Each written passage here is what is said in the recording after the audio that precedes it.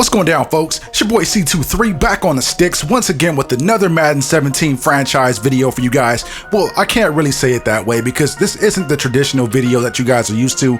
This is a little bit different. What we're going to do in this one is we're going to dive into a little bit of scouting, a little bit of analysis, a little bit of player introduction. We got a whole lot of stuff to get to in this one, so crack open your favorite beverage and just chill with your boy for the next 10 minutes or so.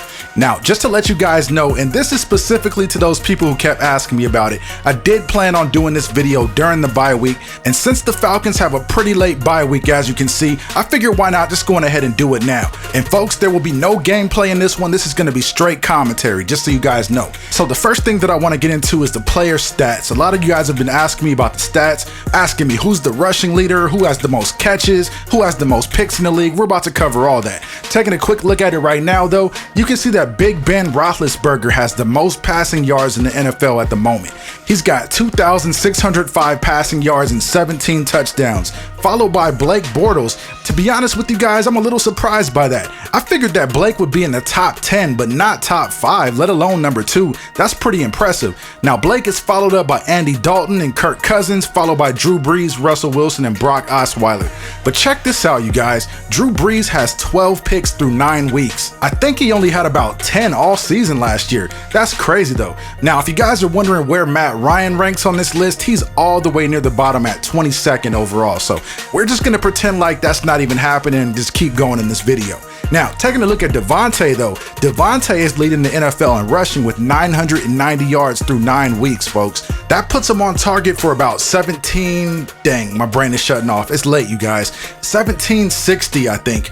That's a pretty impressive season. If we can somehow get him up to 1,700 yards rushing, I think he walks away with the rushing title pretty easily, folks, but we'll see what happens. But check out who's right below him. The old man himself, Matt Forte, is still getting it done with 720 yards from scrimmage, followed by Gio Bernard, LaShawn McCoy, and AP. Not bad company right there, folks. Now, taking a quick look at the receivers, the top 4 receivers on this list are on target to hit 1,600 yards, and that's Allen Robinson, Dez Bryant, DeAndre Hopkins, and Julio. And Julio is actually tied with DeAndre with 804 yards, but if we switch up the categories really quick, check out who's on top. Julio Jones is leading all receivers with 13 touchdowns so far this season. And with the season just about half over, he could put up anywhere between 24 to 26 touchdowns this season, folks. Now, I don't know what the NFL record is, but that's a lot of touchdowns. That's got to be up there somewhere. Even if it's not the most touchdowns in the season, it's got to be close. Now, taking a quick look at the defensive side of the ball, Marcus Peters has 5 picks on the season, followed by Darrelle Revis, followed by Trey Boston and Luke Kuechly. Hold on a second, aren't they on the same team? How is it that both of those guys can be tied for second for interceptions so far in the season? That's just too crazy. I can't wait to play the Panthers again this season. Now, checking out another defensive stat, look at the forced fumble list right here. The kid Deion Jones, who I've been developing all season, by the way, and just so happens to be the primary player that I use in this game, is tied with Elvis Dumervil for the most forced fumbles so far this season. That's a pretty solid accomplishment for a rookie. Now, I think that's pretty much all the stats that you guys care about. Oh, I did check out who is leading the NFL in tackles, and it's David Harris from the New York Jets, leading the league with 76 tackles. I forgot to record it. Like I said, you guys, it's late and my brain isn't working so well, so hopefully you amazing YouTube viewers can forgive me on that.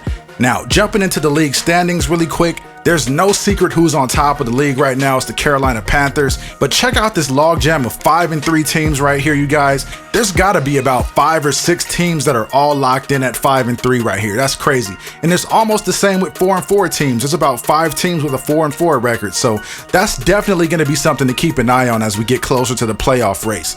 Now, to all these bottom-dwelling teams, we're just going to tip our cap to them and keep it pushing because the playoffs are just in their imagination at this point. So the next thing I want to do before we get into scouting is a quick team intro, and I probably should have done this at the beginning of the season for those of you guys that don't know. But anyway, here's the squad right here: Patrick DeMarco, Julio Jones, Mohamed Sanu Sr., Justin Hardy, Nick Williams, and Eric Weems at wide receiver. My tight ends are Tammy Toilolo and Hooper, Jake Matthews as my starting left tackle, Andy Levitri at guard, Alex Mack at center, Chris Chester at right guard. Oh man, this dude has got to go. Check this out. He's given up 8 sacks in 9 games played.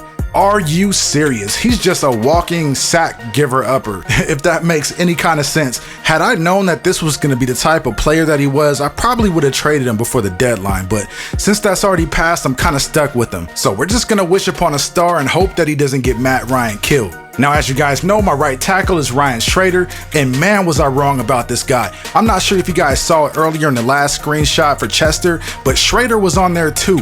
And through 9 games, you know how many sacks Schrader's given up? 0.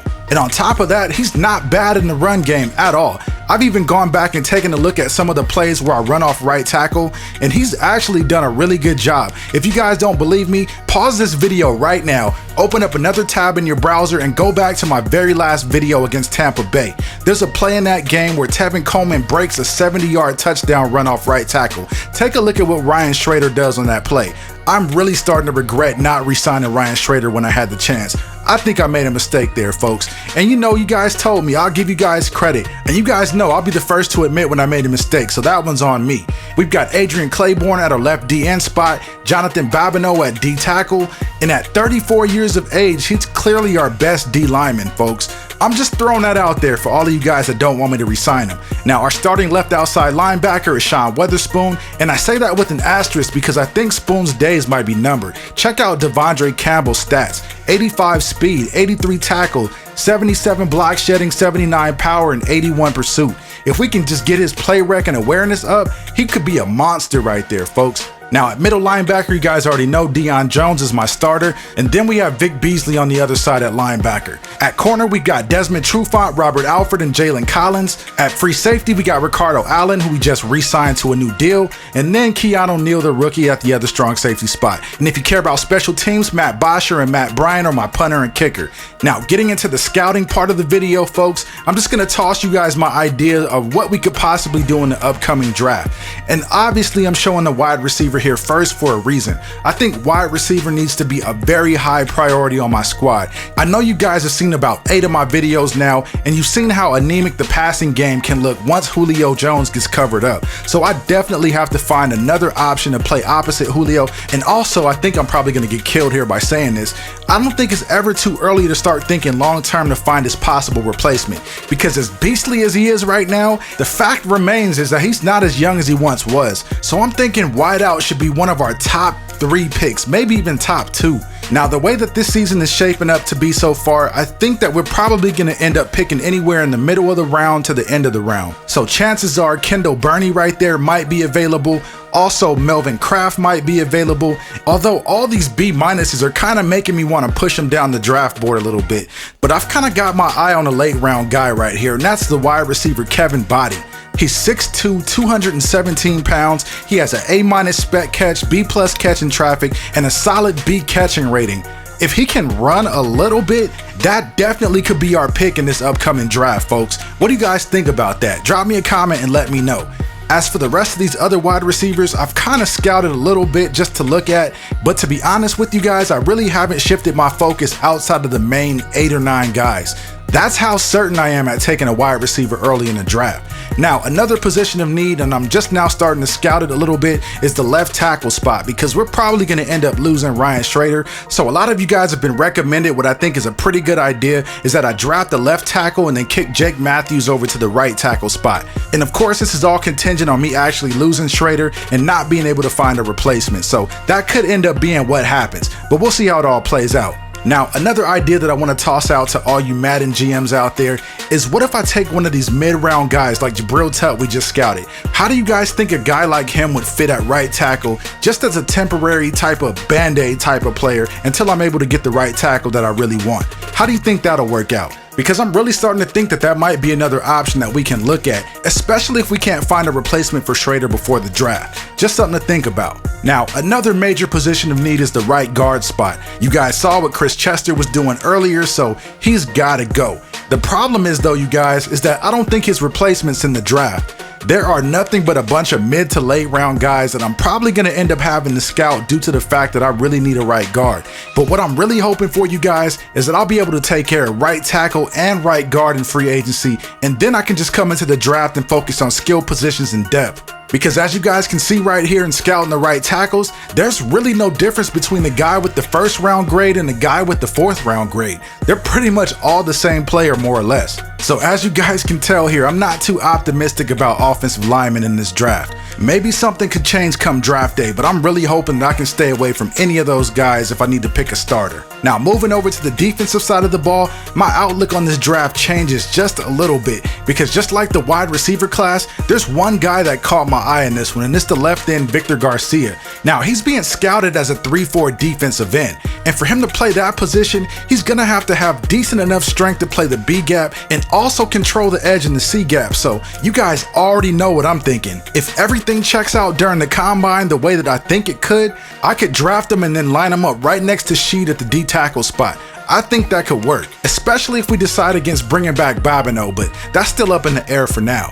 Now that's pretty much it for taking a look at the left defensive ends. For the most part, they're all 3-4 left ends, so a lot of these guys just don't apply to my scheme. But Victor Garcia, we might be able to do some business, so make sure you tell your agent to save my number, because I could be calling come draft day. Now moving on to the next position, we're looking at the right ends, and it's kind of the same thing as the left ends. A lot of these guys are 3-4 ends. You have to go all the way down to a guy that's projected to go in the 5th round of the draft before you can find a 4-3 defensive end. And to make matters worse, his last name is Dingle, so I don't know how serious I'll be able to take somebody if their last name is Dingle. But as you guys saw right there really wasn't much for me to scout as far as right ends go, so we're taking a look at the D tackles now, and again, I'm having a hard time finding something that I like. I was looking at Jeffrey Villarreal, the number 4 prospect right there, but after scouting all of his traits, he's projected to go undrafted now. I don't get how a guy with a 2nd round projection can all of a sudden become undraftable. That's just a mystery to me. But as you guys can see, and unlike the defensive end groups, there are a lot of defensive tackles that I can scout between rounds 3 and 5. Even though for the moment I do have that plan to take Garcia penciled in, I still want to scout a few of these guys just in case something doesn't work out. So that is part of the plan, folks. We do plan on coming away with the draft with some form of D tackle, whether it's a converted D tackle or one that's legit and projected to play in a 4-3 scheme. We're going to get a D tackle, folks. Now the last position that I'm going to talk about before I get out of here is the corner spot. You guys have heard me say on several different occasions that Robert Alford is as good as gone, so we have to find his replacement, and I think the place to do that is right here in the draft. I've scouted a pretty good amount of these guys to know that the top 4 guys are definitely worth the draft pick. Now, just like every other group with players in it that I like, there's always that one special player that gets my attention, and this player is it right here, folks. Wesley Enzor. Will you guys please check out this monstrosity right here? He is 6'4", 214 pounds, and plays man to man. I can't even do commentary anymore. If he comes out and somehow runs a 4.3 40 or something like that, I'm giving up my entire draft, every single pick to try to move up and take him. But what's more likely to happen is I'll probably get stuck in a scenario where I have to pick between wide receiver and cornerback. In fact, I'm going on record right now, and I'm going to call that right here, folks. I'm going to end up having to pick between the wide receiver that I like, Kevin Body, and the cornerback right here at the number 4 spot, Lionel Landetta, or Leland Landetta. I think that's it, Leland Landetta. So it's probably going to end up being between both of those guys, and I'll end up just having to flip a coin or draw straws or find some random way to do it. But we'll get it figured out. But take a look at this. There are a lot of big corners in this group right here, folks. 6'4", 6'1", 6'1", 5'11", 6'2", 5'11", 6'1". This might be the group to grab maybe a couple of these guys. Maybe grabbing a guy early and then dipping back in and picking another one before the draft ends. But could you imagine having a squad with nothing but 6-foot+ corners? And don't get me wrong, I know a lot of these guys, probably most of these guys won't pan out. But could you just imagine that for a second? It'll be pretty difficult to pass. I mean, look at this guy right here. He's pretty much 6 foot tall in the prototype corner. I mean, I think that could be what I do. I'll probably grab another one of these guys in the 4th or 5th round and just throw him on the practice squad. And maybe I'll get lucky and he'll develop into something great later down the line. And oh, that reminds me, there was a pretty good post on the Operation Sports forum on why you should only develop players younger than 26. I really recommend that you guys check it out because it's a pretty good read. I'll be sure to drop the link to the forum post in this video's description so you can head over and check it out. But anyways, folks, that's just about all the time I have in this video. I hope you guys enjoyed it. Don't forget to like, share, comment, and subscribe. I'm signing off, and I'll see you in the next one. You're taking the first steps towards success in this league. But don't fall back and get lazy. There's more steps ahead, so you gotta keep it up.